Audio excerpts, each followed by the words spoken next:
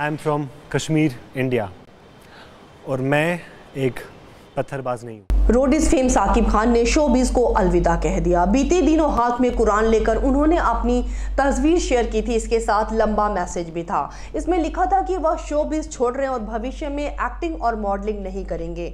उन्होंने बताया था कि वह भटक गए थे, अब इस्लाम के बताए रास्ते पर चलेंगे। साकिब अब अपने इंस्टाग्राम पर इस्लाम से जुड़े वीडियोस और पोस्ट शेयर कर रहे हैं। अब साकिब के एक ऑडिशन का वीडियो वायरल हो रहा है। इसमें उन्होंने अपने इंट्रोडक्शन में कहा था, मैं कश्मीर इंडिया से हूँ, मैं एक पत्थरबाज नहीं हूँ। मैं समझ नहीं पाता कि हमें पत्थरबाज क्यों कहा जा रहा है। ईमानदारी से जब हमें पूछा जाता है कि हम कहाँ से हैं तो मैं हकला जाता हूँ। ऐसा असुरक्षा की वजह से, क्योंकि लोगों को लगता है कि कश्मीरी है तो पत्थरबाज है।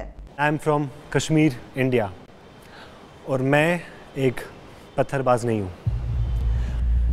आई फेल टू अंडरस्टैंड कि हमें एक पत्थरबाज क्यों कहा जा रहा है। वो जब ऑनेस्टली जब मुझे पूछा जाता है कहीं पे कि हाय हाय साकिब कैसे हो, कहाँ से हो, so I fumble. Why?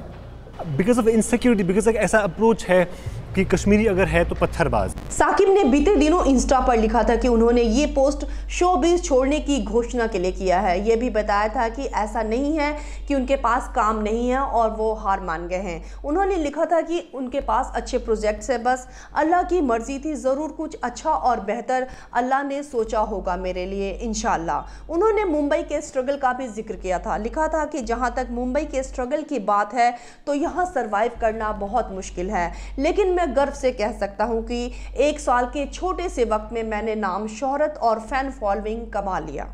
Saqib ने लिखा कि वह भटक गए थे, वो नमाज तो पढ़ते थे लेकिन सुकून नहीं था, इसलिए वो पूरी तरह से अल्लाह के हो गए हैं। उन्होंने लिखा कि वो सुकून जिसकी मुझे तलाश थी वो मेरे सामने थी, मेरी कुरान में। इससे पहले फिल्म एक्ट्रेस ज़ारा वसीम भी ग्लैमर वर्ल्ड को अलविदा कह चुकी है। उन्होंने भी इस्लाम का रास्ता अपनाने की बात कही थी। वहीं एक्ट्रेस सना खान ने भी शोबिज को अलविदा कहकर फैंस को चौंका दिया था। इसके बाद सना खान ने मौलाना अनस से शादी कर ली थी।